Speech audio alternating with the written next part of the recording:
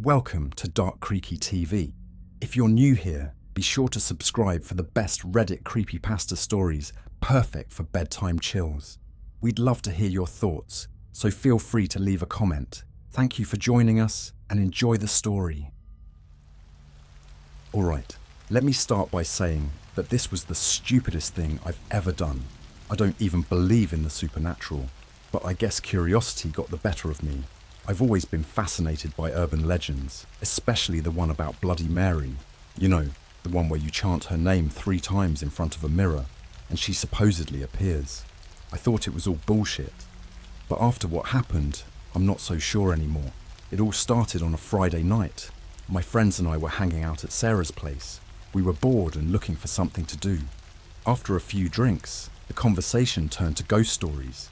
Jake, the biggest skeptic among us, dared me to summon Bloody Mary using a Ouija board. I laughed it off at first, but the more we talked about it, the more intrigued I became. Maybe it was the alcohol, or maybe it was just a need to prove something to myself, but I agreed. We set up in Sarah's bathroom, the biggest and creepiest one in the house.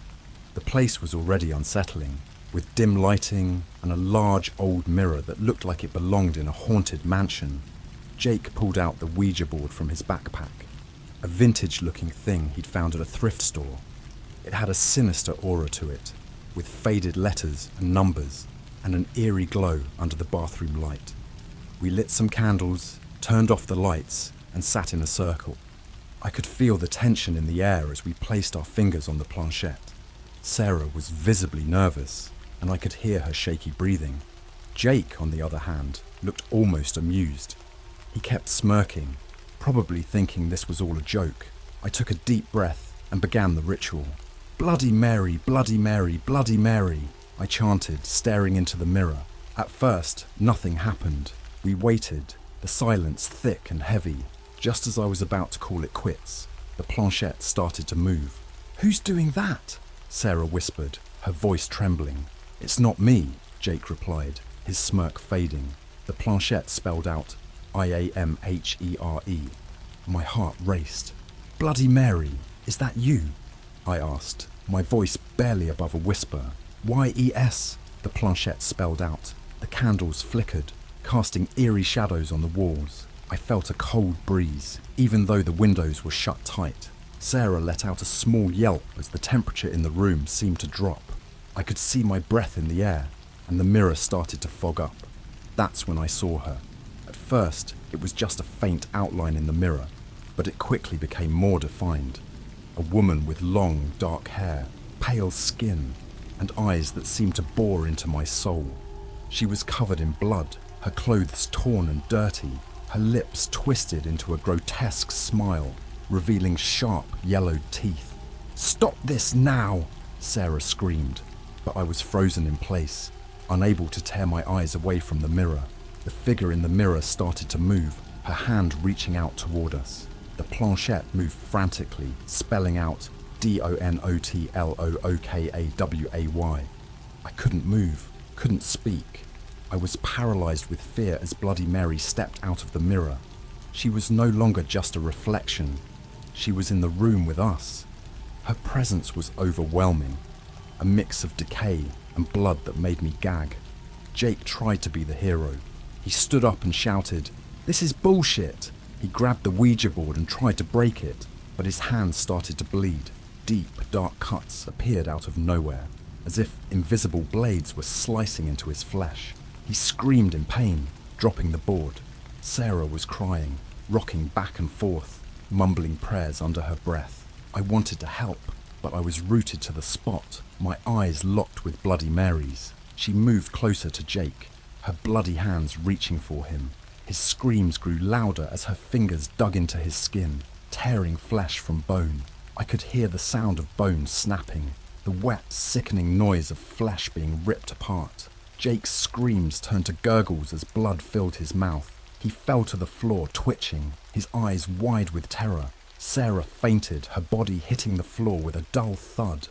I was alone, facing this monstrous entity. Bloody Mary turned her attention to me, her eyes glowing with malevolent delight. She raised her hand, and I felt an invisible force lift me off the ground. pain, excruciating pain.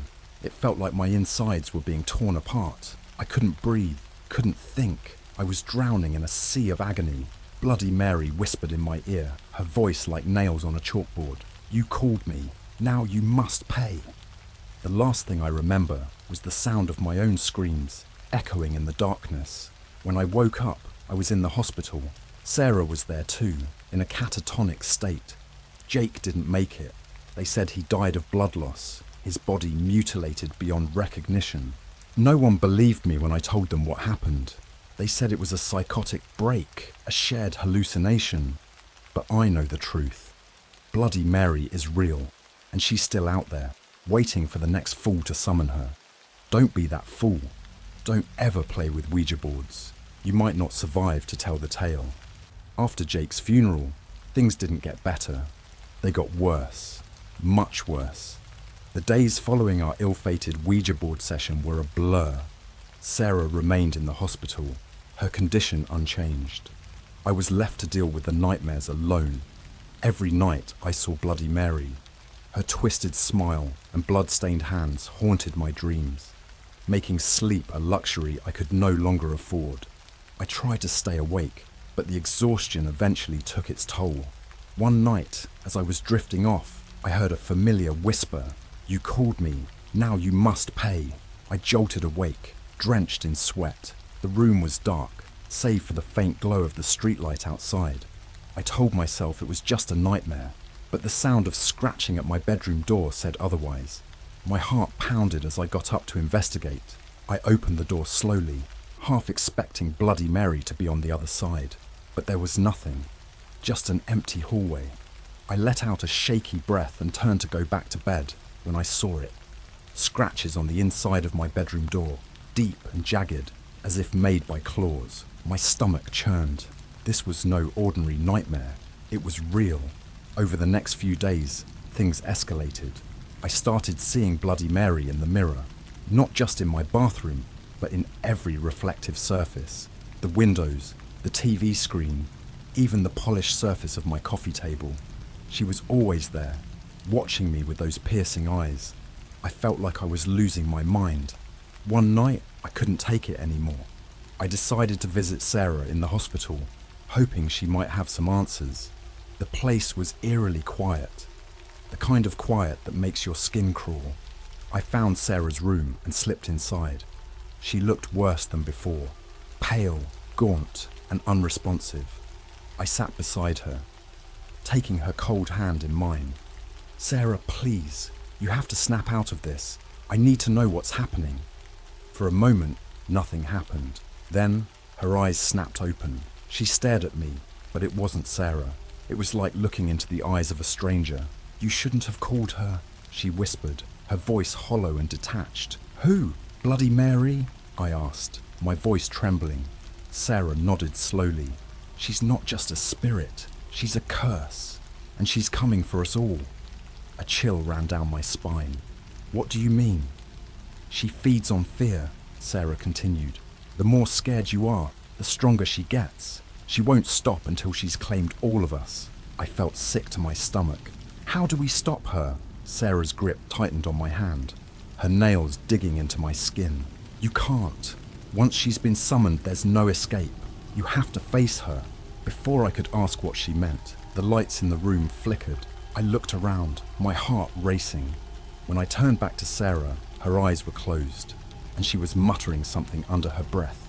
I leaned in closer, trying to hear. "She's here," she whispered. "She's always here." I stumbled back, panic rising in my chest. The shadows in the room seemed to come alive, shifting and writhing. I felt a cold hand on my shoulder and spun around, but there was no one there. Just the oppressive darkness and the faint outline of Bloody Mary in the mirror across the room. I bolted out of the hospital, my mind racing. Sarah's words echoed in my head. Face her? How was I supposed to do that? I needed help, someone who knew about this stuff. There was only one person I could think of. My old friend Mark was into the occult. He was the kind of guy who spent his weekends exploring abandoned buildings and collecting creepy artifacts. If anyone could help, it would be him. I called him as soon as I got home, barely able to keep the fear out of my voice. "Mark, I need your help," I said, my voice trembling. "It's about Bloody Mary." There was a long pause on the other end. "You didn't," he finally said, his voice low. "I did," I admitted, "and now she's after me." Mark sighed. "All right, I'll be there in an hour. Don't do anything stupid until I get there." An hour felt like an eternity. I paced around my apartment, every creak and groan of the building making my heart skip a beat. When Mark finally arrived, I felt a small glimmer of hope. He was carrying a backpack filled with various tools and books. "All right, tell me everything," he said, setting his stuff down on the kitchen table. I recounted the entire story, from the Ouija board session to Sarah's ominous warning. Mark listened intently, occasionally nodding or asking a question. When I finished, he looked grim. "This is bad," he said, "really bad. Bloody Mary isn't just a ghost story. She's an ancient entity, a vengeful spirit that thrives on fear and suffering. Summoning her is like opening a door you can't close." "Is there any way to stop her?" I asked, desperation in my voice. Mark hesitated. "There might be, but it's risky. We'd have to perform a counter-ritual to banish her, but if we mess up, it could make things even worse." I didn't care about the risks. I just wanted this nightmare to end. "Let's do it," Mark nodded. "All right, we need to gather some supplies. Salt, candles, a mirror, and a few other things. Meet me back here in 2 hours." As Mark left to gather the supplies, I couldn't shake the feeling that we were in over our heads, but I had no choice. I had to face Bloody Mary, no matter the cost. 2 hours later, Mark returned with everything we needed. We set up in my living room, drawing a protective circle with salt and placing the mirror in the center. Mark lit the candles and began chanting in a language I didn't understand. The air grew cold, and I felt a sense of dread wash over me. The shadows in the room seemed to grow darker, closing in on us. Mark continued chanting, his voice growing louder and more urgent.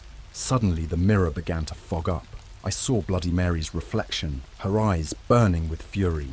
She reached out, her hand passing through the glass as if it were water. Mark's chanting reached a crescendo, and I felt a surge of energy in the room. Bloody Mary screamed, a sound that made my blood run cold. Her reflection shattered, and the candles flickered out. The room was plunged into darkness, and I could hear my own ragged breathing. When the lights came back on, Mark was slumped on the floor, exhausted. "Did it work?" I asked, my voice barely above a whisper. Mark nodded weakly. "For now. But she'll be back. She always comes back."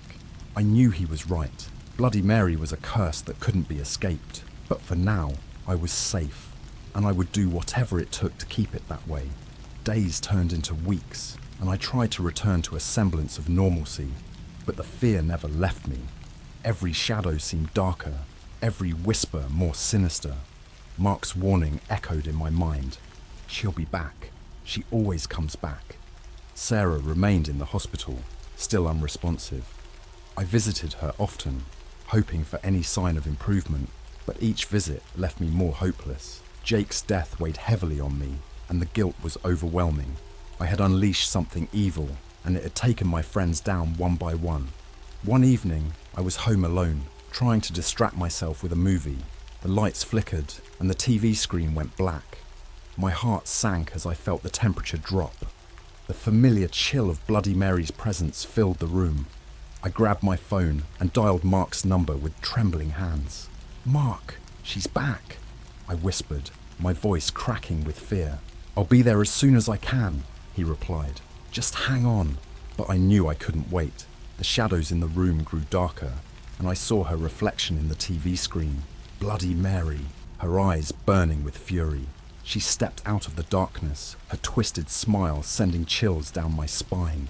"You thought you could banish me," she hissed, her voice like nails on a chalkboard. "You are mine." I backed away, my heart pounding in my chest. "Leave me alone," I screamed, but she just laughed, a sound that echoed through the empty apartment. Bloody Mary moved closer, her hands reaching out.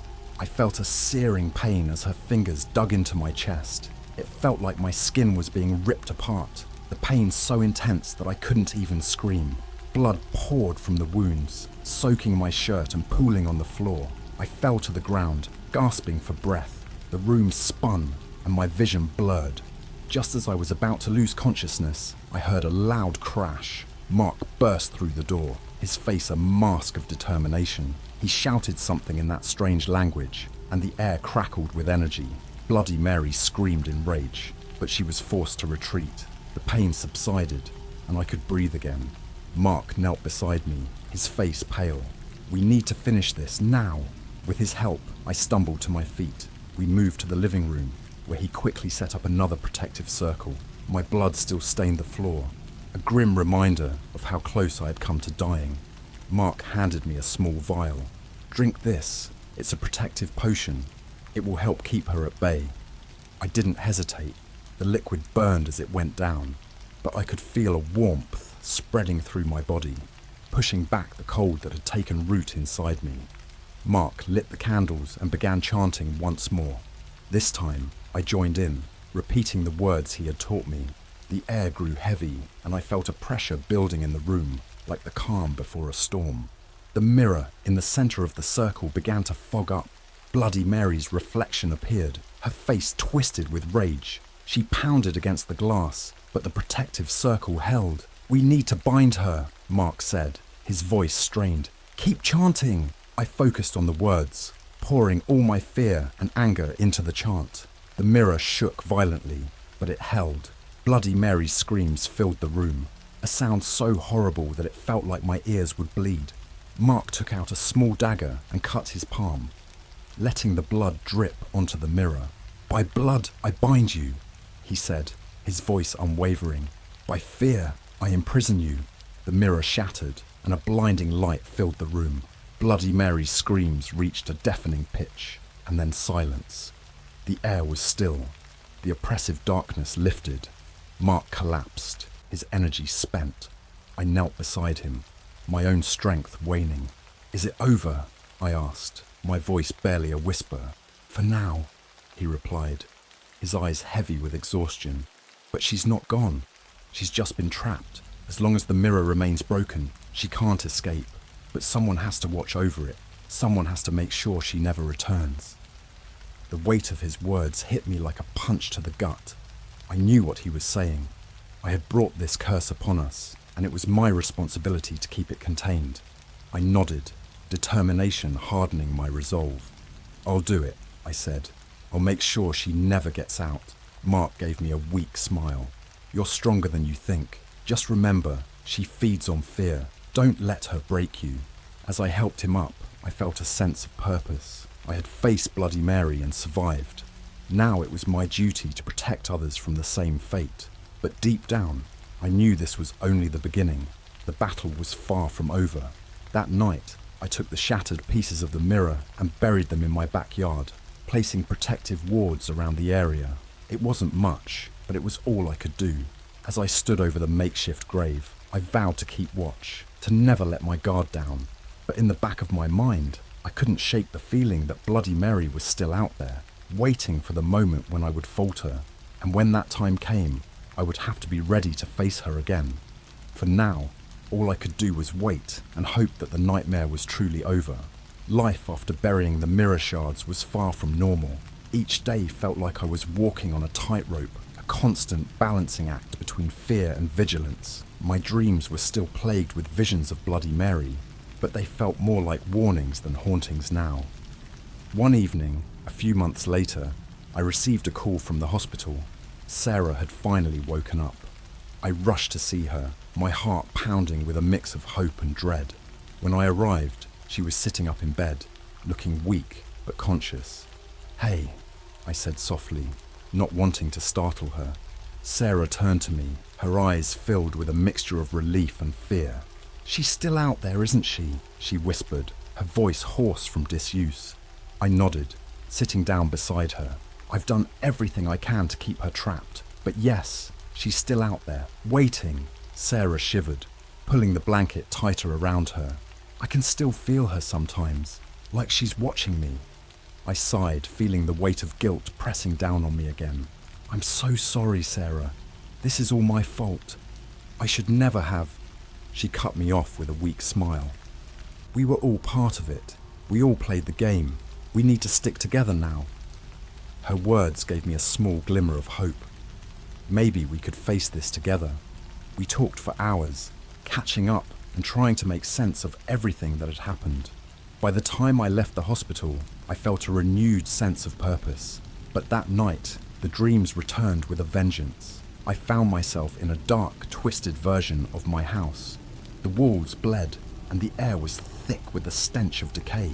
In the center of the living room stood Bloody Mary, her eyes glowing with an unnatural light. "You can't hide from me," she hissed, her voice echoing in the oppressive silence. I tried to move, but my feet were rooted to the spot.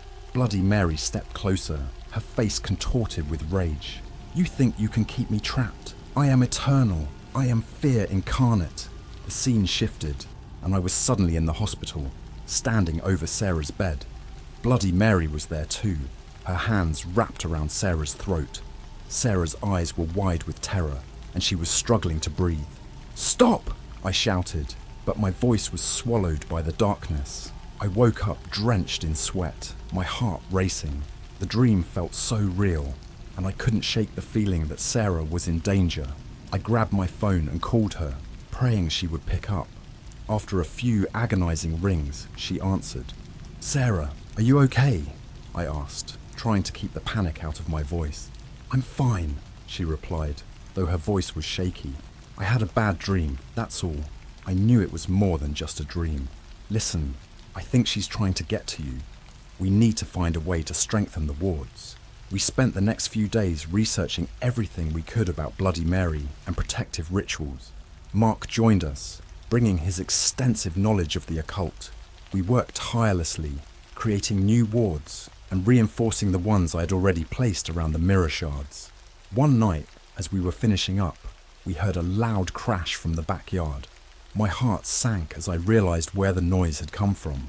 We rushed outside to find the protective circle around the mirror shards shattered. The ground disturbed, as if something had clawed its way out. "Shit," Mark muttered, his face pale. "She's breaking free." Panic set in. We had done everything right, but it wasn't enough. Bloody Mary was too powerful. As we stood there, trying to figure out our next move, the air grew cold, and a thick fog rolled in. "She's here," Sarah whispered, her eyes wide with fear. We turned to see Bloody Mary standing at the edge of the fog, her eyes burning with fury. "You thought you could keep me imprisoned?" she snarled. "Fools, I will not be contained." She advanced slowly, her presence overwhelming. Mark tried to chant, but Bloody Mary waved her hand, and he was thrown to the ground, his body writhing in pain. I grabbed Sarah's hand, pulling her behind me. "We have to go, now!" I shouted, but Bloody Mary blocked our path. "You can't escape me," she said, her voice dripping with malice. "I will have my revenge." Desperation fueled my actions. I grabbed the salt from Mark's bag and threw it at Bloody Mary. She screamed as the salt hit her, her form flickering like a bad TV signal. It gave us a momentary distraction, enough time to run back into the house. We barricaded ourselves inside, trying to come up with a plan. Mark was unconscious, and Sarah was barely holding it together. I could hear Bloody Mary outside, her screams of rage shaking the walls. "There has to be a way to banish her for good," I said, more to myself than anyone else. Sarah's eyes lit up with a sudden idea. What if we use the mirror to trap her again? But this time, we destroy it completely. It was a long shot, but it was all we had. We grabbed the largest shard of the mirror and placed it in the center of the living room. I drew another protective circle around it, using every bit of knowledge and power we had left. Bloody Mary's screams grew louder, and the temperature dropped even further. My breath came out in white puffs as I began the chant, Sarah joining in with all the strength she could muster. The mirror shard glowed, and Bloody Mary's form appeared in its reflection. She fought against it, her hands clawing at the edges, but the circle held. I poured all my fear, anger, and determination into the chant, willing her to be trapped once more. The mirror shard shattered, and a blinding light filled the room. When it faded, Bloody Mary was gone. The oppressive cold lifted, and the house was silent once more. Mark groaned, slowly coming to. "Did it work?" he asked weakly. Sarah and I looked at each other, unsure. "I think so," I said, though I couldn't shake the feeling that this wasn't over. We cleaned up the mess and tended to Mark's injuries. The house felt different, less oppressive, but there was still an undercurrent of unease. I knew Bloody Mary wasn't gone for good. She was trapped, but for how long? As I stood over the shattered remnants of the mirror, I made a vow. I would protect Sarah and anyone else from this curse. I would find a way to end Bloody Mary's reign of terror once and for all. But for now, all we could do was hope that the nightmare was truly over. Weeks passed, and though the immediate threat of Bloody Mary seemed to have been subdued, the feeling of dread never fully left us. Sarah had been discharged from the hospital and was staying at my place. Mark was recovering, but his brush with death had left him visibly shaken. We all knew that our temporary victory was just that, temporary. The nightmares persisted. Each night I found myself back in that twisted version of my house, with Bloody Mary lurking in every shadow. Her whispers haunted me, promising revenge. I knew I couldn't keep living like this. I needed to find a permanent solution.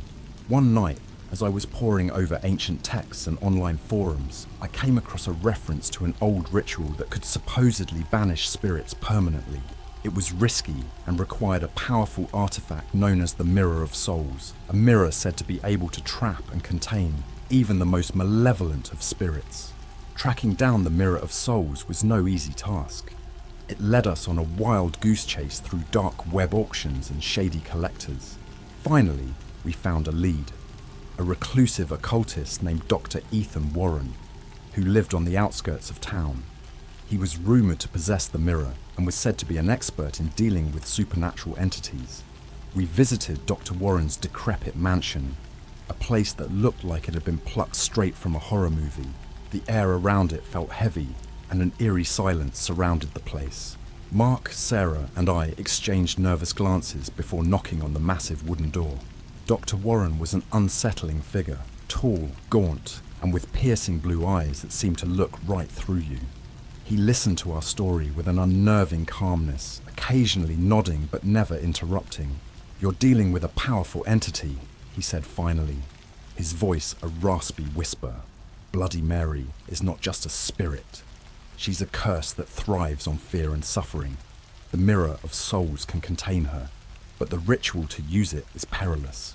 We're willing to do whatever it takes," I said, determination stealing my voice. "We can't live in fear anymore." Dr. Warren nodded. "Very well, but know this. The ritual will demand a great sacrifice." He led us to a dimly lit room where the Mirror of Souls stood. It was an ornate, ancient-looking piece, its surface dark and foreboding. The mirror seemed to hum with an unsettling energy, and I felt a chill run down my spine just standing near it.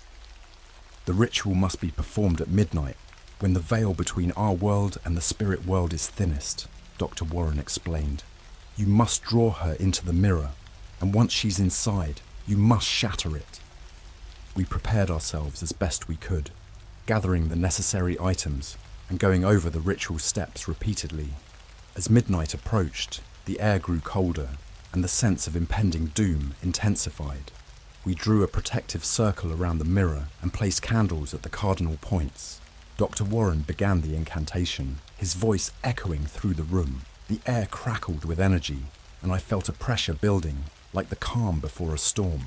Suddenly, the room plunged into darkness, and the candles flickered out. "She's here," Dr. Warren said, his voice steady. "Stay within the circle." Bloody Mary materialized in the mirror, her eyes blazing with hatred. She pounded against the glass, her screams piercing the silence. The mirror shook violently, and I could feel the protective circle straining to hold her back. "Now!" Dr. Warren shouted. "Draw her into the mirror." Sarah and Mark joined me in chanting the binding spell. The mirror glowed, and Bloody Mary's form began to distort, as if she were being pulled into its depths. Her screams grew louder, more desperate, and the temperature in the room plummeted. The mirror's surface rippled like water, and Bloody Mary's image was sucked inside. The mirror's glow intensified, and I felt a surge of energy as the ritual reached its climax. "Shatter it now," Dr. Warren commanded. With all my strength, I lifted the hammer we had prepared and brought it down on the mirror.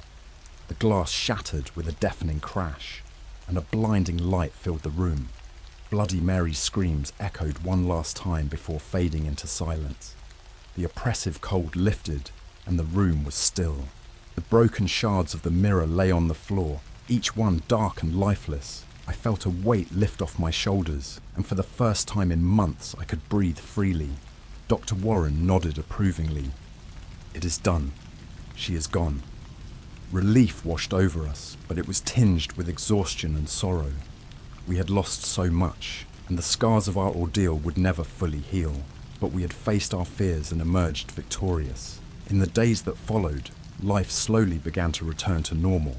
The nightmares ceased, and the constant feeling of being watched disappeared. Sarah started to recover, her strength and spirit returning. Mark, though still wary, found solace in the fact that we had done everything we could to protect each other.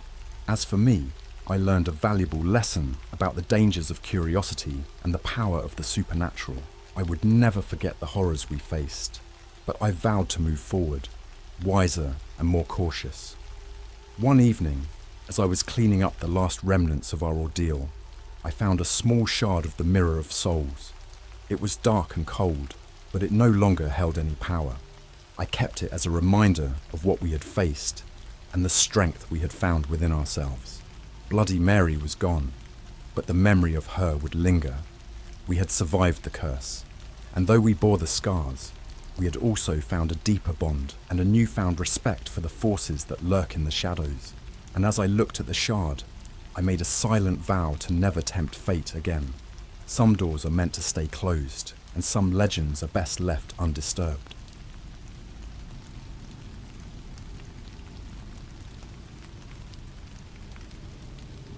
Hey everyone, I've never been much of a believer in the supernatural. Sure, I've watched my fair share of horror movies and read some creepy stories online, but I always thought of them as pure fiction. Until recently, I was one of those people who would laugh off the idea of ghosts and demons. That all changed last month, and I need to get this off my chest. I don't even care if you believe me or not. I just need to write it down. It all started on a boring Saturday night. My friends and I were hanging out at Emily's place, drinking cheap beer and talking about the usual nonsense. There were 6 of us: Emily, her boyfriend Jake, Sarah, Mike, Laura, and me. As the night wore on, the conversation somehow drifted to supernatural stuff. Emily mentioned she had a Ouija board that she found in her grandmother's attic. We all laughed, but there was this underlying curiosity. Jake, being the jackass he always is, dared us to use it. Sarah, who is normally superstitious and cautious, surprisingly agreed. I guess the alcohol had made us all a bit bolder than usual. Emily fetched the board, and we gathered around her coffee table. The board was old and worn, with strange symbols around the edges that I couldn't recognize. The planchette looked like it was about to fall apart. We all placed our fingers on the planchette, giggling and making stupid jokes. Emily started with the usual, "Is anyone there?" For a moment, nothing happened, and I felt a little relieved. But then, the planchette started to move. I was convinced one of us was messing around, so I called them out on it. But everyone swore they weren't doing anything. The planchette moved to yes.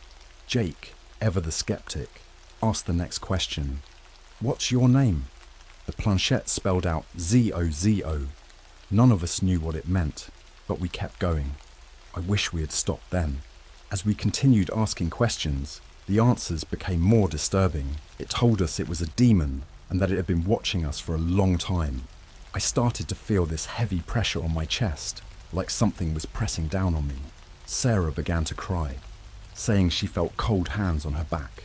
We tried to stop, but the planchette wouldn't move to goodbye.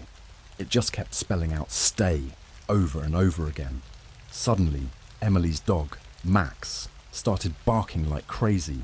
He was usually the friendliest dog, but now he looked terrified, snarling at something we couldn't see. He backed away from the living room and wouldn't come back. The lights flickered and the room grew icy cold. That's when we heard it, the whispering. It was faint at first, like someone murmuring just out of earshot. but it grew louder, more insistent. It was coming from everywhere and nowhere all at once. I don't know how to describe the voices. They weren't human. They were guttural, filled with malice. They spoke in a language none of us recognized. Emily tried to throw the board away, but it wouldn't budge. It was like it was glued to the table. Mike tried to yank it off, and when he touched it, he screamed and jerked his hand back. His palm had a burn mark in the shape of the planchette. That's when we all lost it. We bolted out of Emily's house, leaving the board behind. None of us wanted to talk about what had happened. We were too scared, too confused. I drove home in a daze, hoping a good night's sleep would make it all go away. But that night, I had the worst nightmare of my life. In the dream, I was back in Emily's living room. The board was there, glowing with an eerie red light. I was paralyzed, unable to move or speak. The whispering returned, louder and more intense. I felt something grab my ankles and drag me toward the board. The planchette moved on its own, spelling out M-I-N-E. Then I saw them. The shadows. They were tall, with elongated limbs and hollow eyes. They reached out to me, their fingers cold and sharp. I woke up drenched in sweat, my heart pounding. I thought it was just a nightmare, but when I looked at my ankles, there were bruises. I tried to tell myself it was just a coincidence, but deep down, I knew it wasn't. I wasn't the only one affected. Over the next few days, we all started experiencing strange things. Jake's car wouldn't start, and when he finally got it running, he crashed into a tree after swerving to avoid something that wasn't there. Sarah's house was plagued by strange noises, footsteps, knocking, whispering. Laura's boyfriend dumped her out of the blue, claiming she'd become a different person, cold and distant. Emily tried to get rid of the board, but no matter where she put it, it always ended up back on her coffee table. She even burned it once, but the next morning, it was there, untouched. We stopped talking to each other, each of us too wrapped up in our own fear and paranoia. I started seeing the shadows in my peripheral vision.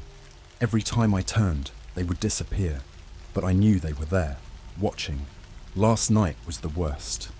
I woke up to find myself standing in my living room, staring at the front door. I don't know how I got there, but I felt this overwhelming urge to leave. As I reached for the doorknob, I heard a voice, clear as day, whisper in my ear, "Come to me." I froze, my hand inches from the knob. The voice was familiar, the same one from the dream. I backed away slowly, trying to convince myself I was just sleepwalking. I haven't slept since. I'm sitting here, writing this, hoping that sharing my story will help.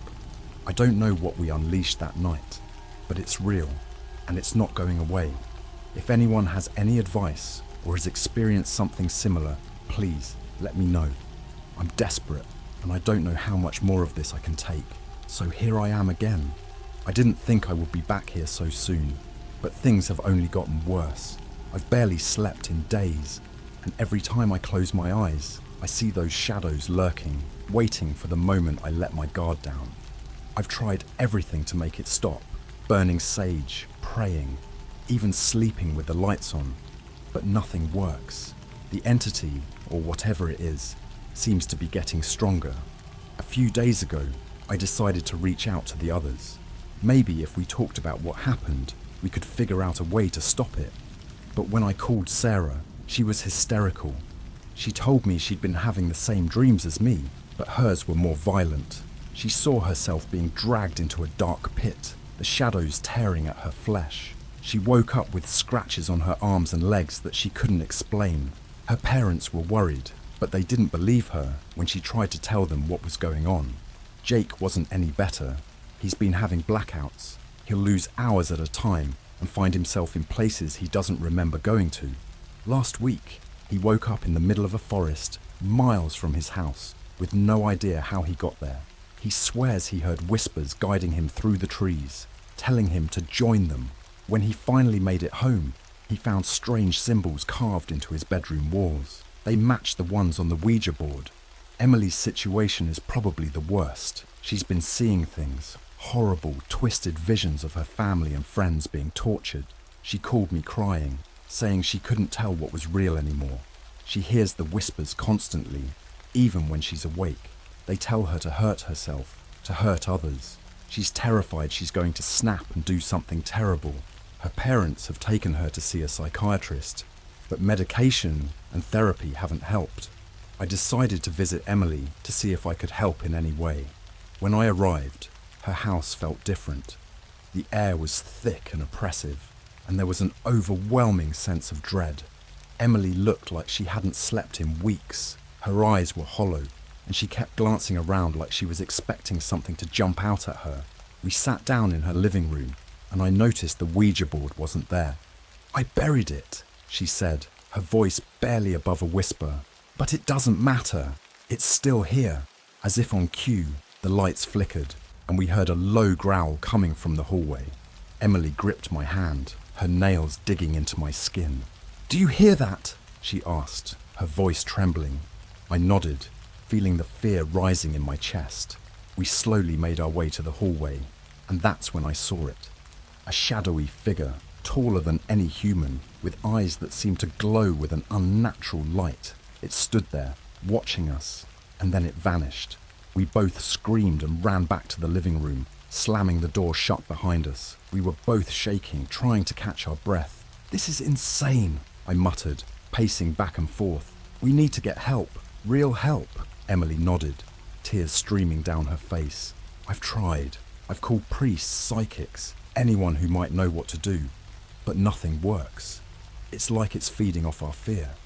That night, I stayed with Emily. We decided to keep all the lights on and try to stay awake.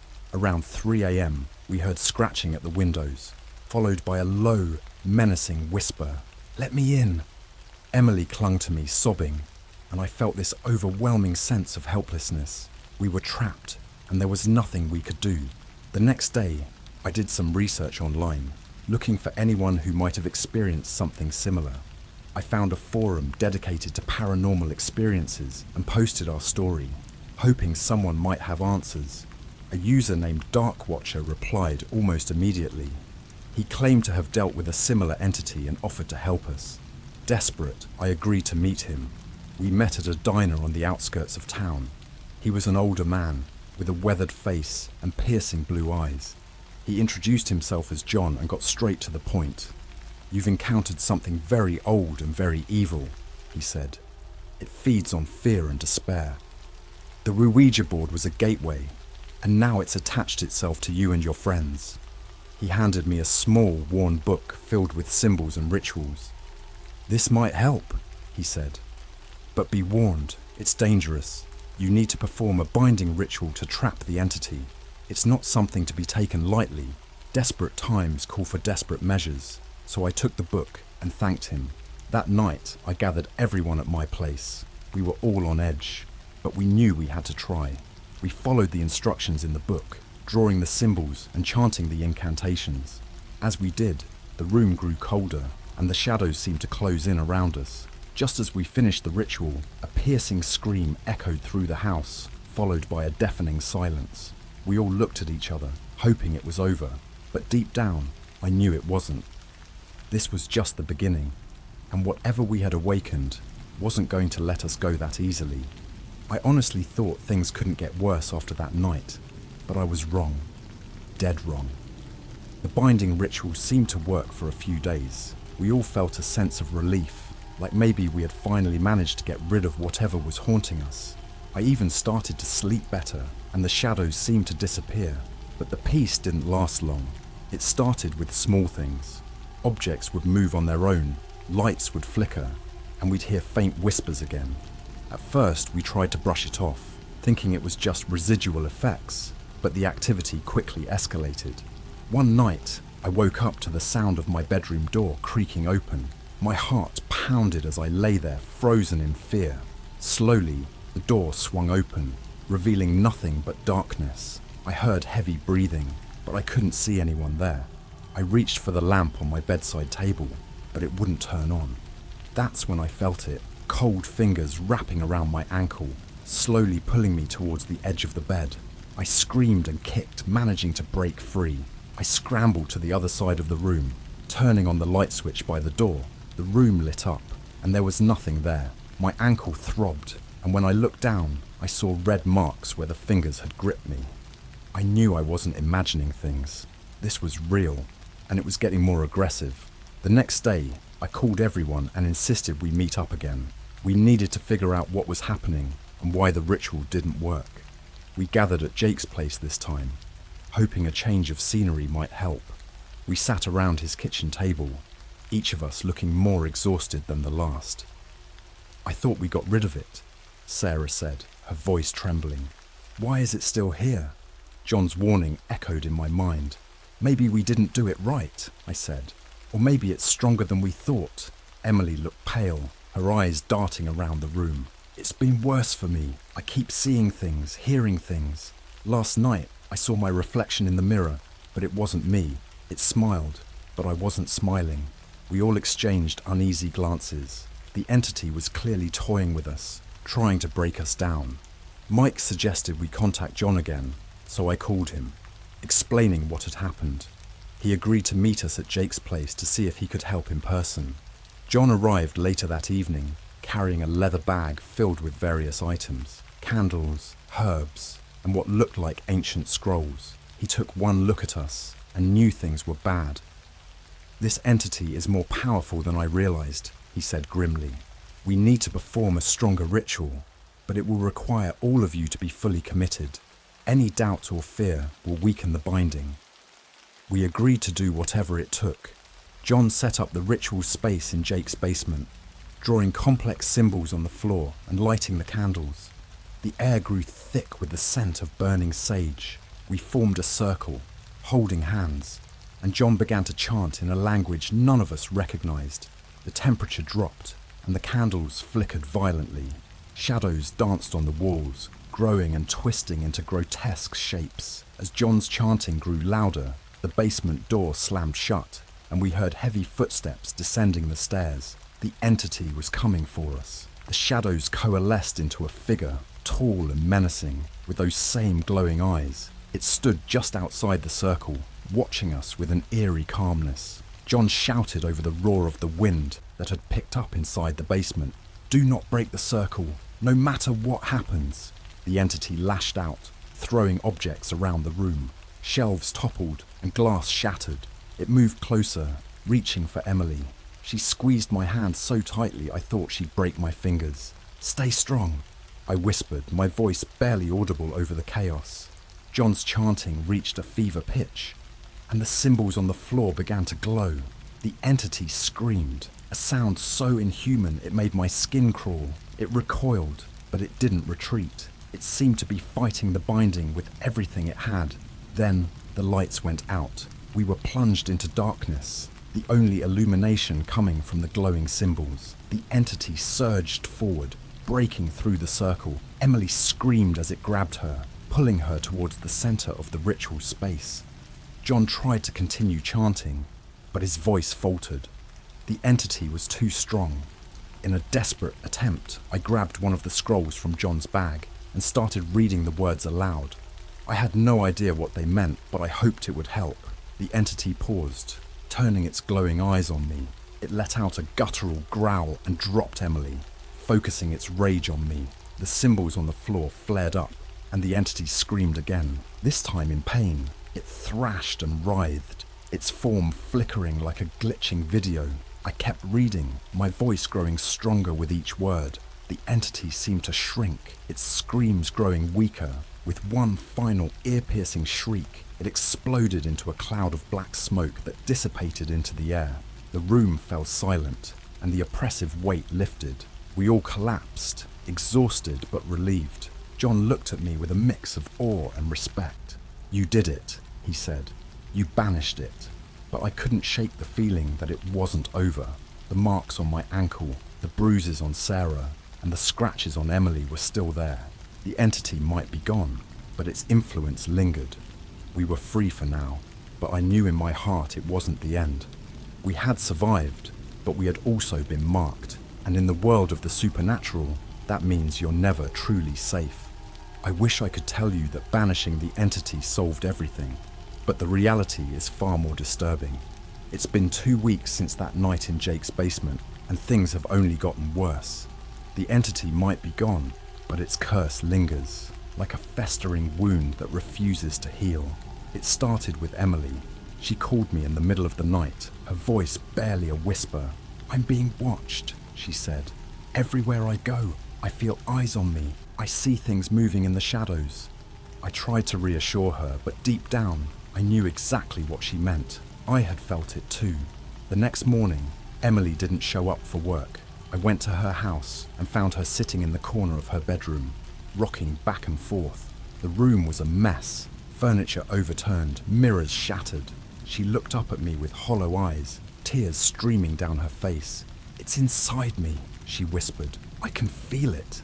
Emily's parents took her to a psychiatric hospital, hoping professional help could save her. But she wasn't the only one suffering. Sarah called me the next day, panicking. She had found strange symbols carved into her walls, similar to the ones we saw during the ritual. They weren't there the night before. "I didn't do this," she cried. "I swear, I didn't." Jake was spiraling too. He had become obsessed with the symbols and the rituals, spending hours researching and drawing them over and over again. He claimed he could hear the entity's voice, even though we had supposedly banished it. "It's not gone," he told me, his eyes wild. "It's still here, just waiting for the right moment." Mike was the only one who seemed unaffected, or so I thought.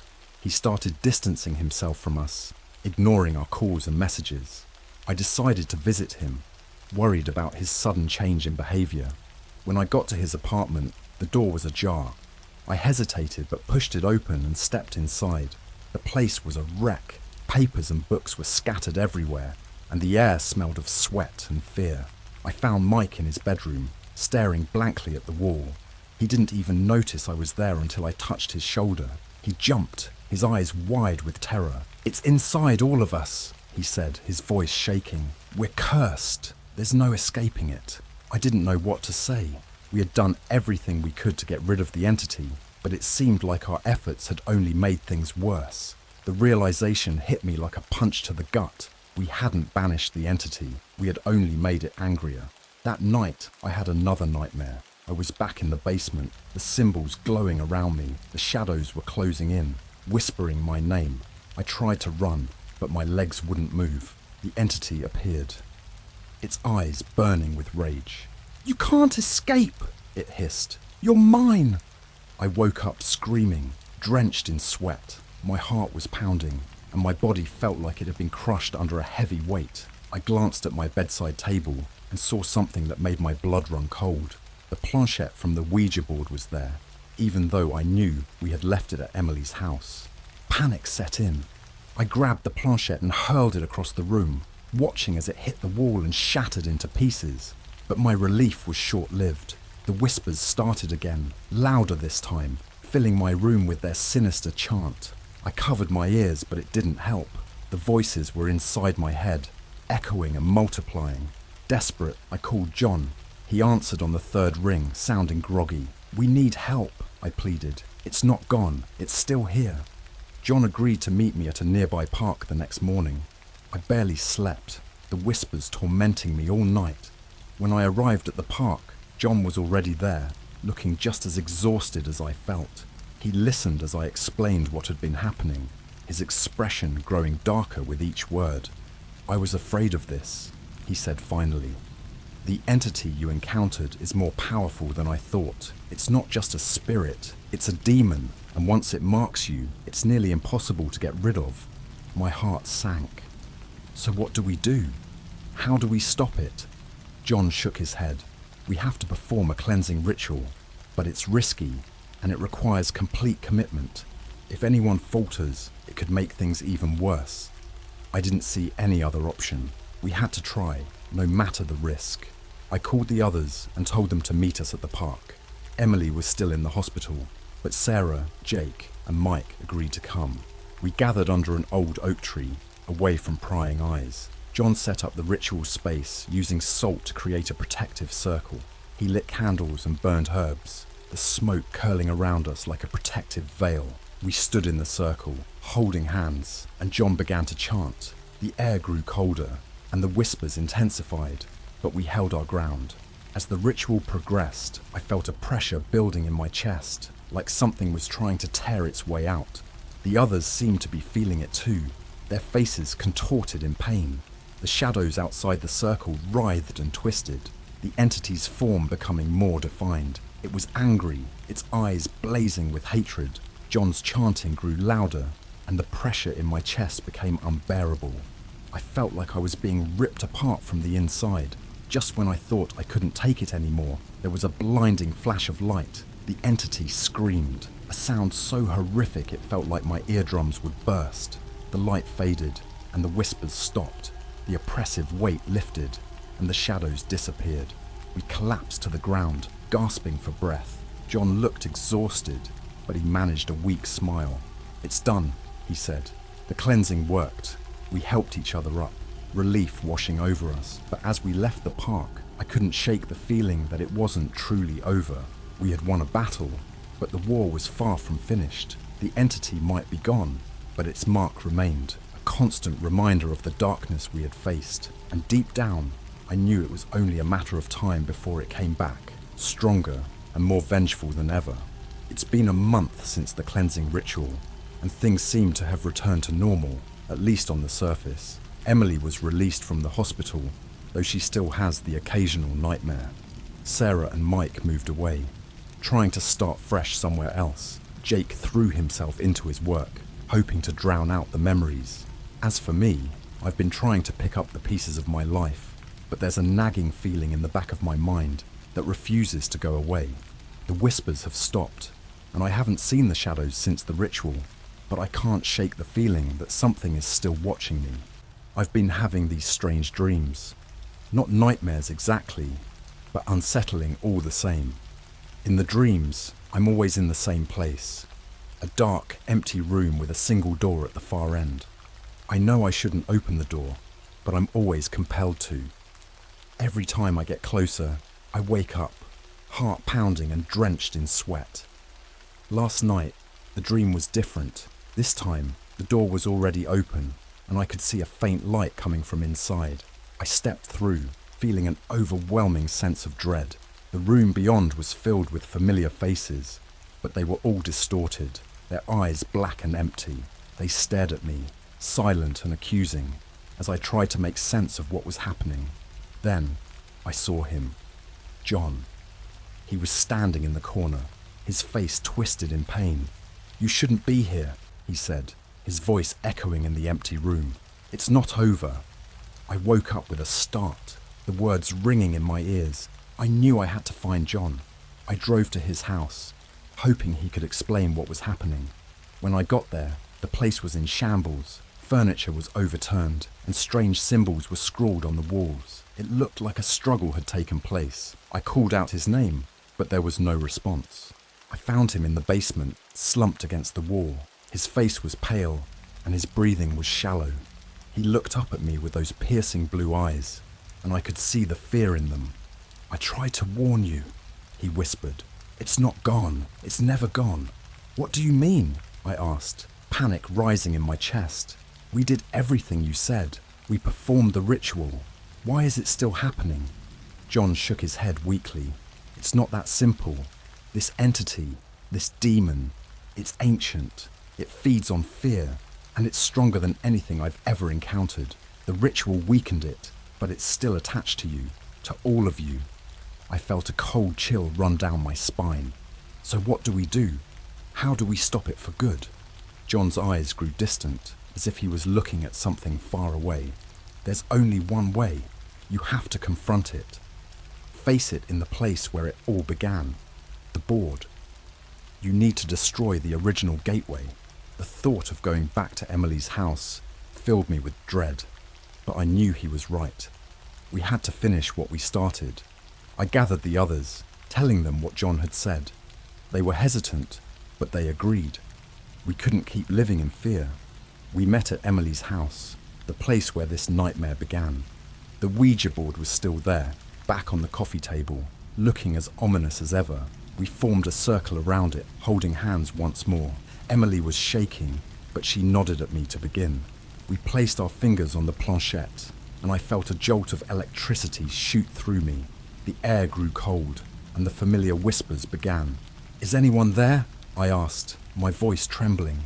The planchette moved immediately, spelling out, "Yes." I swallowed hard, trying to keep my composure. "What do you want?" I asked. "MINE," it spelled out, and I felt a surge of anger. This thing had tormented us long enough. "We're here to end this," I said, my voice growing stronger. "We're not afraid of you." The lights flickered, and the room grew darker. The shadows began to move, forming into that all too familiar figure. It stood there, glaring at us with those burning eyes. "You cannot escape," it hissed. "You are mine." I took a deep breath, focusing all my energy on the board. "We're not yours. We never were. This ends now." I grabbed the board and held it up, feeling the entity's rage intensify. The others joined me, and together we broke it into pieces. The planchette shattering on the floor, the entity screamed, a sound so horrific it made my blood run cold. The shadows swirled around us, and then, just as suddenly, they were gone. The room fell silent, the oppressive weight lifting. We stood there, catching our breath, feeling a sense of relief wash over us. It was finally over. We had confronted the darkness and emerged victorious. The following days were like waking from a long nightmare. The marks on our bodies faded, the whispers ceased, and the shadows vanished. We started to rebuild our lives, trying to move past the horror we had endured. It wasn't easy, but we had each other. Emily moved away, seeking a fresh start in a new city. Sarah and Mike stayed in touch, their bond stronger than ever. Jake and I remained close, knowing we had shared something that would forever bind us. As for John, he disappeared shortly after the final confrontation. I think he felt his work was done. Life returned to normal, but we all knew we had been changed by the experience. We had faced the darkness and survived, but the memory of those terrifying nights would always stay with us. The entity was gone, but its mark remained. A reminder of the thin veil between our world and the one filled with unspeakable horrors. And every now and then, when the night is dark and quiet, I think I hear a faint whisper. It's probably just my imagination, but I can't help but wonder if the entity is truly gone, or if it's just waiting for the right moment to return.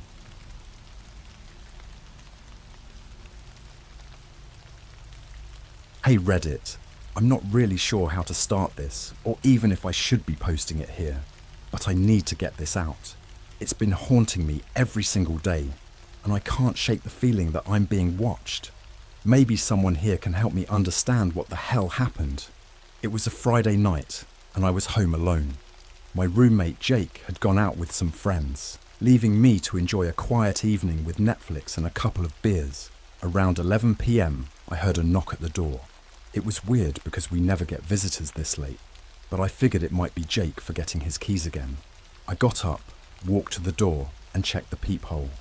There was a man standing there, maybe in his mid-40s, dressed in a dirty trench coat, his hair greasy and unkempt. Something about him immediately felt off, but I opened the door a crack anyway, keeping the chain latch on. "Can I help you?" I asked, trying to keep my voice steady. "I'm sorry to bother you, but my car broke down a few blocks away." "Can I use your phone to call for help?" he said, his voice gravelly and desperate. Every instinct screamed at me to say no, but his eyes, those hollow, sunken eyes, made me feel a strange pity. Against my better judgment, I unlatched the door and let him in. I handed him my phone, and he stepped just inside the doorway. He didn't make a move to dial any number though, just stood there staring at me. "Everything okay?" I asked, feeling my anxiety spike. His lips curled into a sickening smile. "Actually, I lied. I didn't need a phone. I need your help." Before I could react, he pulled a knife from his coat and pressed it against my throat.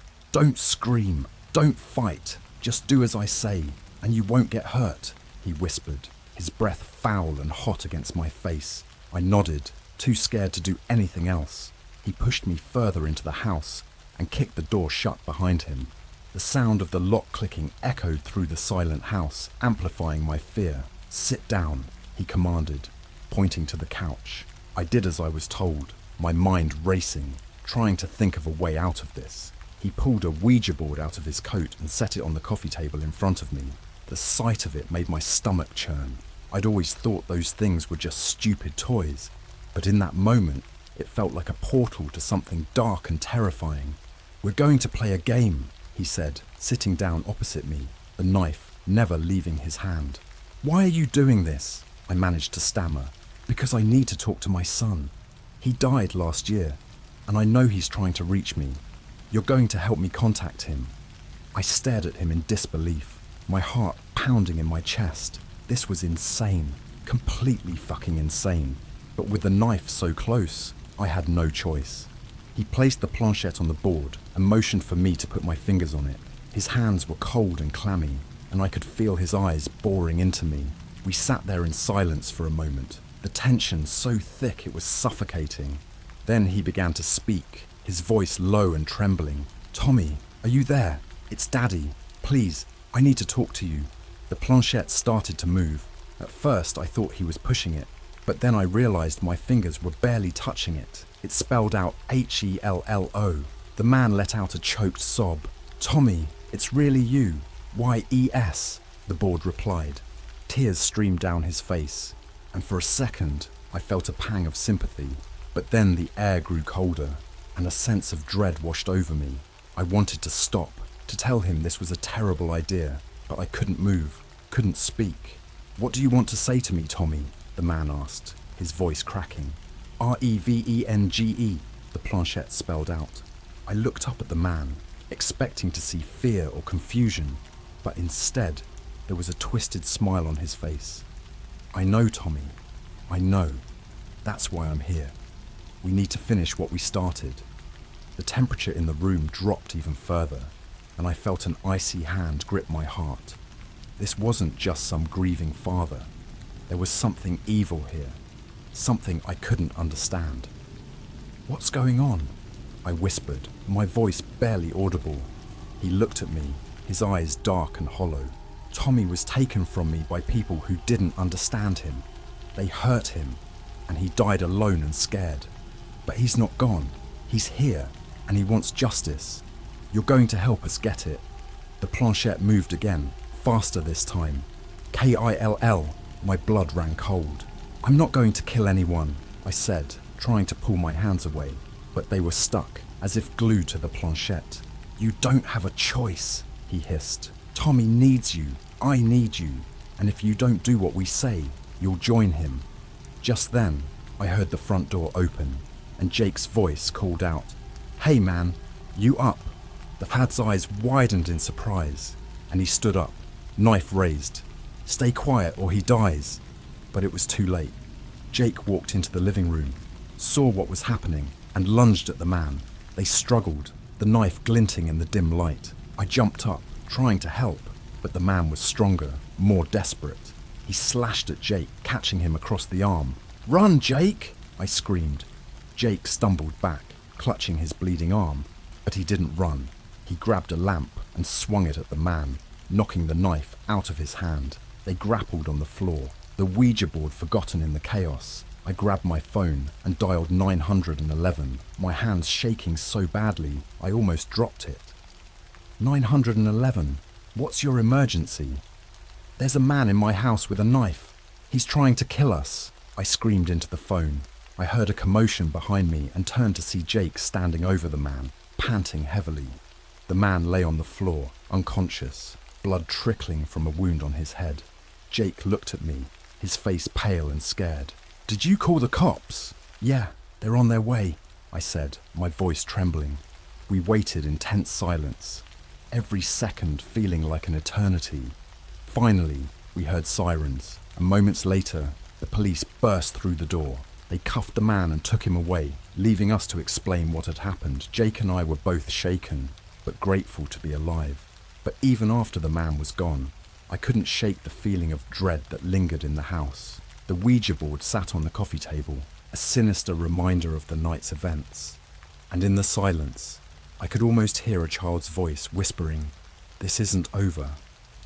It's been a week since that horrifying night, and things haven't been the same. Jake and I haven't talked much about what happened. I think we're both trying to process it in our own way, but there's this unspoken tension between us, like we're both waiting for something to happen. The Ouija board is gone. Jake burned it the day after the incident, but I swear I can still feel its presence. I decided to take some time off work, trying to clear my head and regain some sense of normalcy. I spent my days binge-watching TV shows and scrolling through Reddit, but I couldn't shake the feeling that I was being watched. At night, I'd hear strange noises, footsteps, whispers, the creak of a door opening. I chalked it up to paranoia, but deep down, I knew something was wrong. One evening, Jake and I were sitting in the living room, silently watching TV. The air was thick with unease. I kept glancing at the spot where the Ouija board had been, feeling a knot of anxiety tighten in my stomach. "You've been hearing things too, right?" Jake finally broke the silence, his voice barely above a whisper. I nodded. "Yeah, it's like he's still here." Jake's face went pale. "I thought it was just me. I keep hearing a kid's voice whispering my name."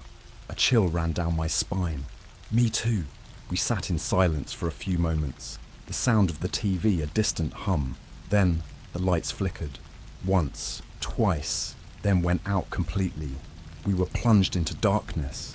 "Shit," Jake muttered, fumbling for his phone. "I'll go check the breaker."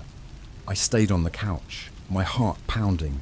The darkness seemed to close in around me, and I could hear my own ragged breathing. I tried to calm myself down, telling myself it was just a power outage, but then I heard it. Soft, barely audible, but unmistakable. "Liam!" My blood turned to ice.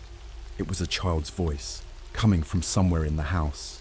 I stood up, my legs shaking, and called out, "Jake, did you hear that?"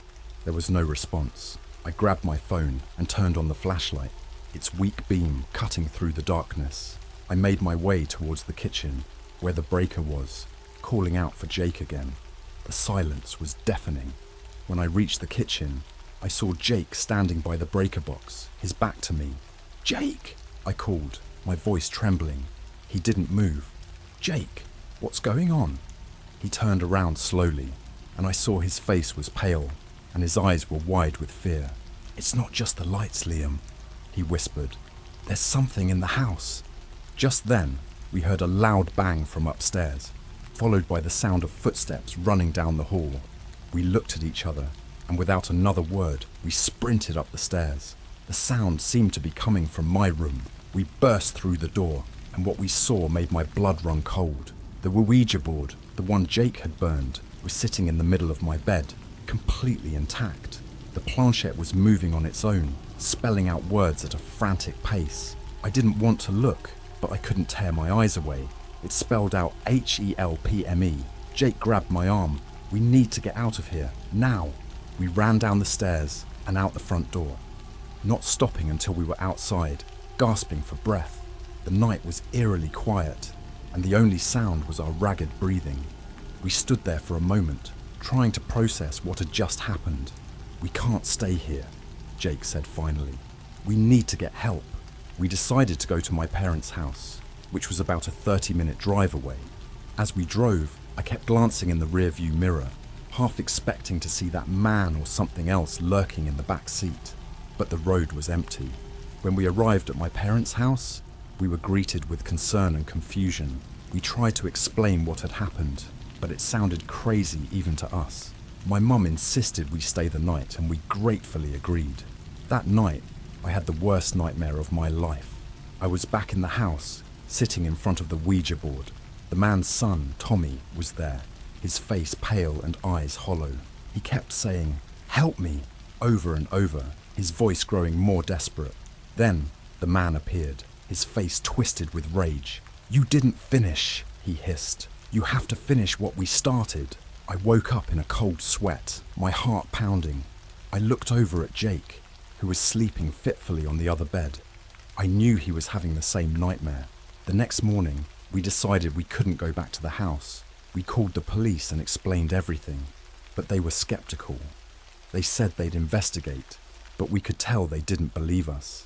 We stayed with my parents for a few days, trying to figure out what to do next. But the nightmares didn't stop. Every night, Tommy would appear, begging for help, and the man would threaten us. I felt like I was losing my mind. Then, one morning, I found a note slipped under the door. It was written in a child's handwriting, and it said, "Come back, finish the game." I showed it to Jake, and his face went pale. "We can't ignore this," he said. "We have to go back." I didn't want to, but deep down, I knew he was right. Whatever was happening, it wasn't going to stop until we confronted it. We packed our bags and headed back to the house, dreading what we might find. When we walked through the front door, the house was eerily quiet. The air felt heavy, oppressive. We made our way to the living room, where the Ouija board sat on the coffee table, waiting for us. "We have to finish this," Jake said, his voice shaking. "It's the only way." We sat down and placed our fingers on the planchette. The air grew colder, and I felt a presence in the room, watching us. "Tommy," I whispered, "we're here. What do you want us to do?" The planchette moved slowly, spelling out STOPHIM. "Stop who?" Jake asked, his voice barely audible. "DADDY. A chill ran down my spine. The man. He wasn't just trying to contact his son. He was controlling him, using him. We had to stop him. "How do we stop him?" I asked. The planchette moved again, spelling out BURN.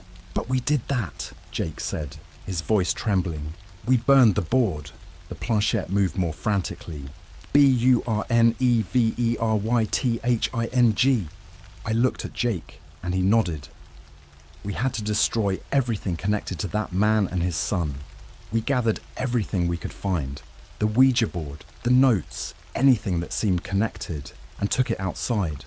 We built a fire in the backyard and threw everything into the flames. As the fire burned, I felt a strange sense of relief, like a weight had been lifted off my shoulders. But I knew it wasn't over. The man was still out there, and he wasn't going to give up easily. That night, for the first time in weeks, I slept without nightmares. But when I woke up, I found another note under the door. This time, it wasn't a child's handwriting. It was the man's, and it said, "You can't escape. I'll be back." I looked at Jake, and we both knew we were in for a fight. This wasn't over, not by a long shot. Things have taken a turn for the worse, and I need to share what's been happening. Jake and I thought we had a handle on things, but we were wrong. Terribly, terribly wrong. After burning everything connected to that man and his son, we tried to move on. We even talked about moving to a new place, hoping that distance would help us forget. But the threats kept coming. Notes left under the door. Strange phone calls in the middle of the night. Even messages scratched into the paint on our cars. It was like he was everywhere, watching our every move. One night, about a week after the last note, Jake and I were woken up by a loud banging on the front door. It was 3 a.m, and the sound was so violent it felt like the door would come off its hinges. We grabbed a couple of baseball bats we kept for protection and slowly made our way to the front door. "Who is it?" I shouted, trying to keep my voice steady. Silence. I glanced at Jake, who looked just as terrified as I felt. "We're calling the police!" he yelled. Then we heard it, a child's voice, faint and trembling. "Please, help me." My blood ran cold. "Tommy," I whispered. "Please help me," the voice repeated, louder this time, and more desperate. Without thinking, I unlocked the door and flung it open. The street outside was empty. No sign of Tommy, no sign of anyone. I stepped outside, looking around frantically. Jake grabbed my arm. "We shouldn't be out here," he said, his voice shaking. But I couldn't just leave. The fear in that child's voice was too real. I took a few steps forward, my heart pounding in my chest. "Tommy," I called out. Suddenly, I felt a sharp pain in my side and was thrown to the ground. I looked up to see the man standing over me, his eyes wild and crazed.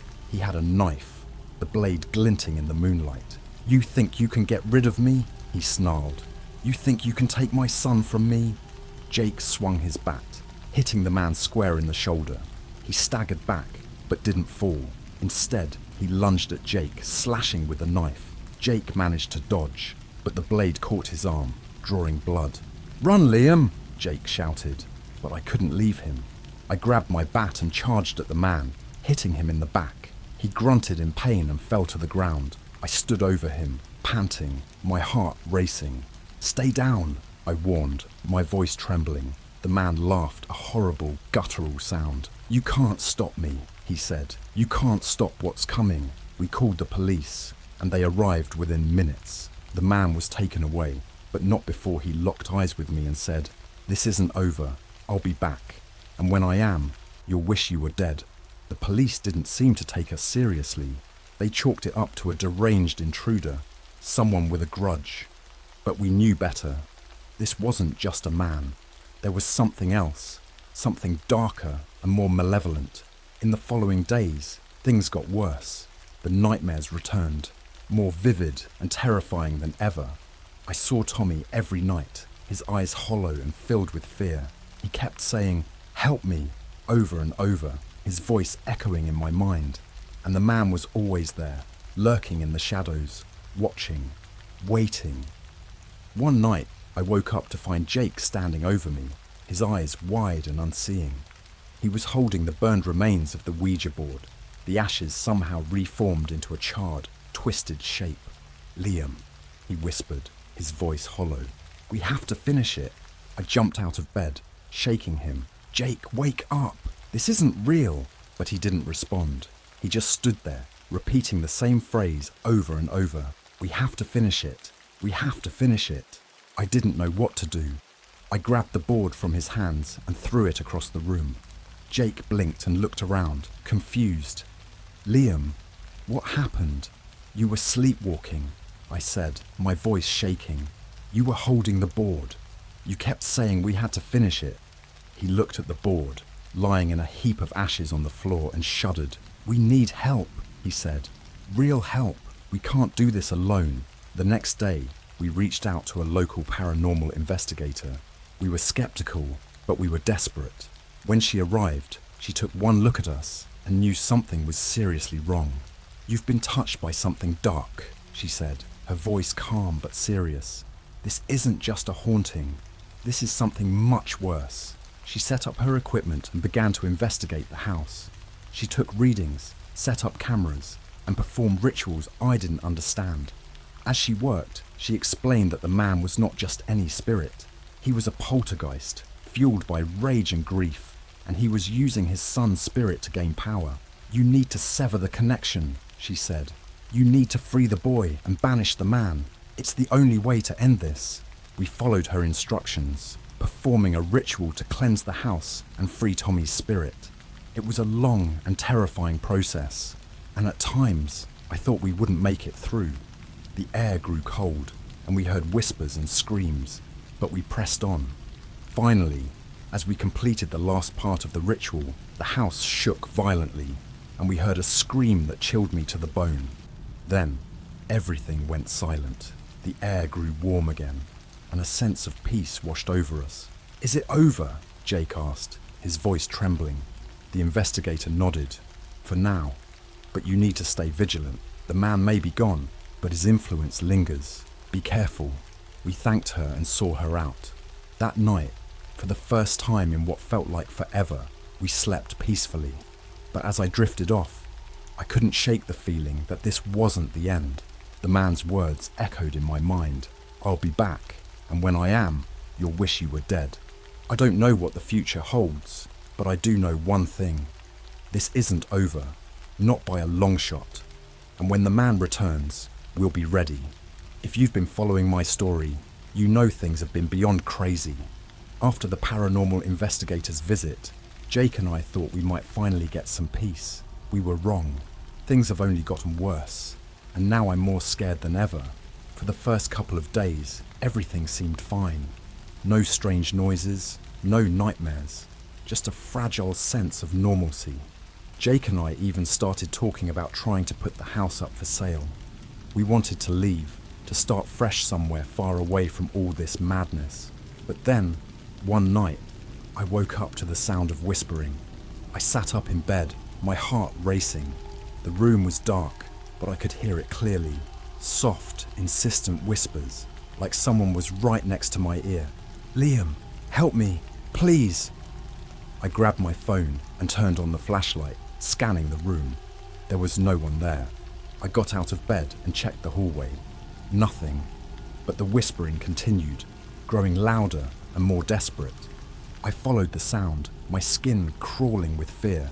It led me to the attic. The door was slightly ajar, something we never left that way. With trembling hands, I pushed it open and climbed the creaky stairs. The whispering intensified, echoing off the walls. When I reached the top, I saw something that made my blood run cold. In the center of the attic, there was a circle of candles, their flames flickering. In the middle of the circle was a small, old-fashioned wooden box. I had never seen it before.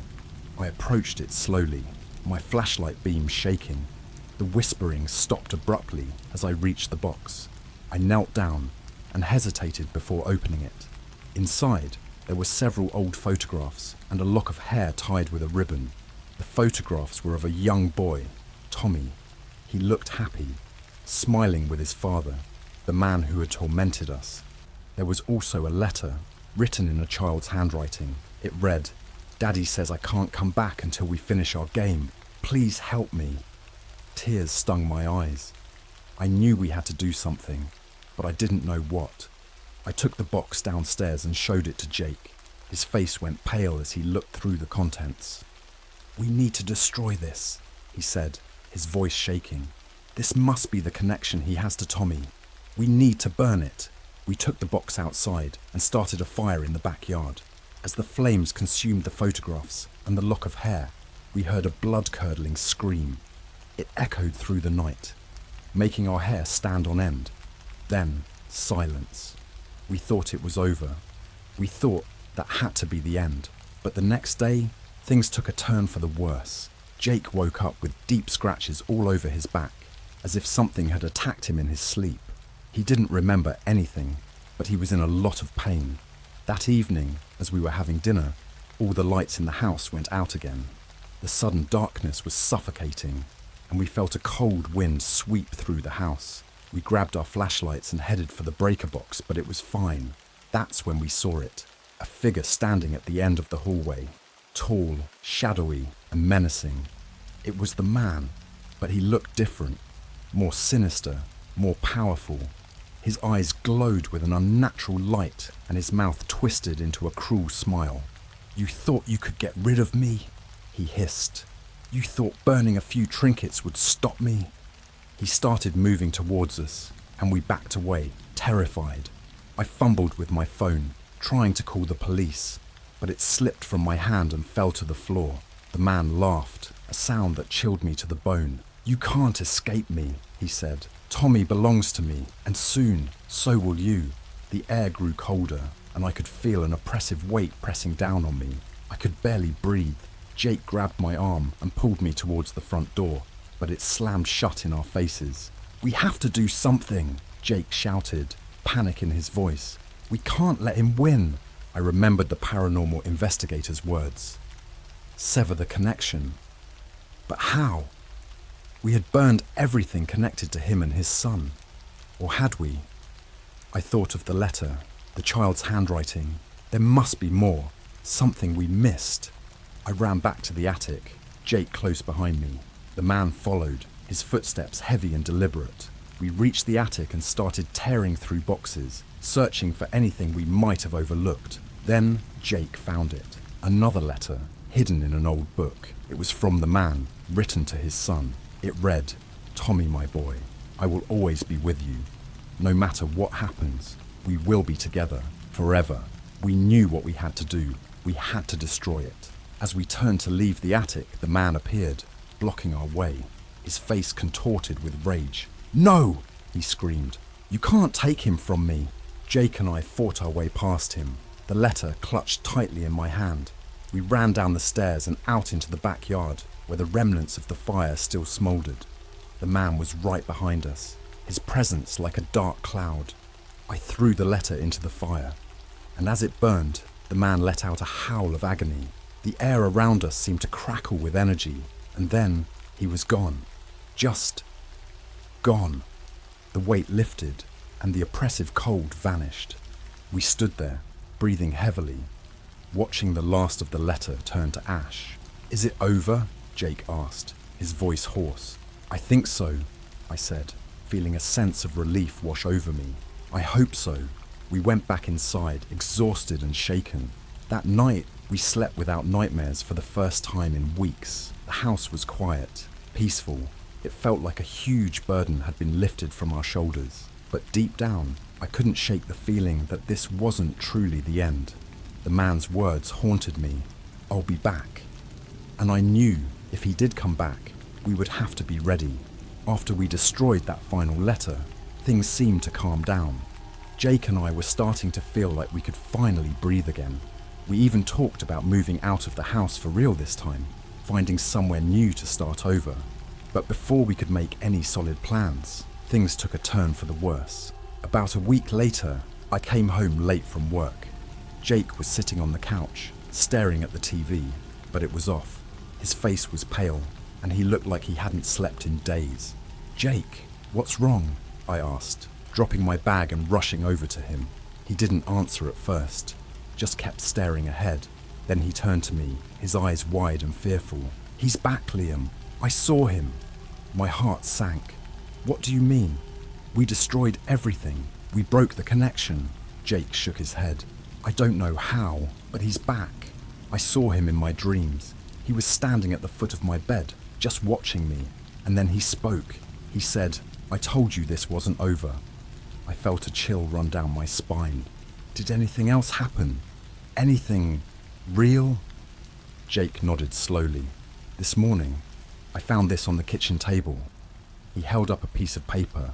It was another note, written in the same handwriting as before. "Finish the game, or suffer." "We need to get out of here," I said, feeling the panic rise in my chest. "We need to leave, right now." Jake agreed, and we started packing our things. As we were throwing clothes into suitcases, the lights flickered and went out. We froze, the darkness closing in around us. The only light was from our phones, casting eerie shadows on the walls. Then we heard it, the sound of footsteps, slow and deliberate, coming from upstairs. My blood ran cold. We grabbed our bags and headed for the front door, but it wouldn't budge. It was like it was sealed shut. "Come on, we have to find another way out," I said, my voice shaking. We ran to the back door, but it was the same, locked tight, as if some unseen force was holding it closed. The footsteps grew louder, coming closer. We could hear the man's voice now, low and menacing. "You can't escape. Finish the game." Desperation took over. We decided to make a run for the windows. Jake smashed one with a chair, and we started climbing out. But as soon as Jake got halfway through, he was pulled back into the house, screaming. I tried to grab him, but something invisible was dragging him away. "Liam, help me!" he screamed, his voice filled with terror. I didn't know what to do. I jumped back into the house and ran after him, my heart pounding. I found him in the living room, pinned to the floor by some unseen force. The man stood over him, his eyes glowing with that unnatural light. "You think you can run from me?" he hissed. "You think you can destroy what I've built? Let him go!" I shouted, grabbing the nearest object, a lamp, and swinging it at the man. It went right through him, like he was made of smoke. He laughed, a horrible, echoing sound. "You can't stop me. You never could."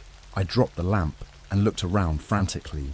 Then I saw it, the Ouija board, back on the coffee table, the planchette moving on its own. "Finish the game," it spelled out, over and over. I had no choice. I sat down at the table and placed my fingers on the planchette. "What do you want?" I asked, my voice trembling. The planchette moved quickly. "Freeme. Free you. How?" The man's voice filled the room, though his lips didn't move. "Complete the ritual. Free my spirit." I didn't know what he meant, but I was desperate. "How do I do it?" The planchette spelled out instructions, and I followed them as best I could. I gathered candles, drew symbols on the floor, and chanted words I didn't understand. All the while, Jake lay on the floor, barely conscious, the man's grip on him tightening. As I finished the last part of the ritual, the air grew thick and heavy. The candles flickered and then went out, plunging us into darkness. I heard the man scream, a sound of pure agony, and then there was silence. When the lights came back on, the man was gone. Jake was lying on the floor, gasping for breath but alive. I rushed to his side and helped him up. "Is it over?" he asked, his voice weak. "I think so," I said, though I wasn't sure. "I hope so." We didn't wait to find out. We grabbed our bags and left the house, not stopping until we were far away. We found a motel and checked in, both of us too exhausted and scared to think straight. That night, we slept fitfully, haunted by dreams of the man and his son. But when we woke up, the sun was shining and the world seemed normal again. We knew we couldn't go back to that house, but we also knew we couldn't keep running forever. We decided to reach out to the paranormal investigator again to see if she could help us find a more permanent solution. When we explained what had happened, she agreed to meet us and perform a final cleansing ritual, one that would hopefully sever the connection once and for all. The ritual took hours, but when it was done, we felt a strange sense of peace. The investigator assured us that the man's spirit had been banished and that we were safe. We thanked her and made plans to move to a new city, hoping to leave the horror behind us. It's been a month since then, and things have been quiet. No more nightmares, no more strange occurrences. Jake and I are starting to rebuild our lives, but the memories of what happened still haunt us.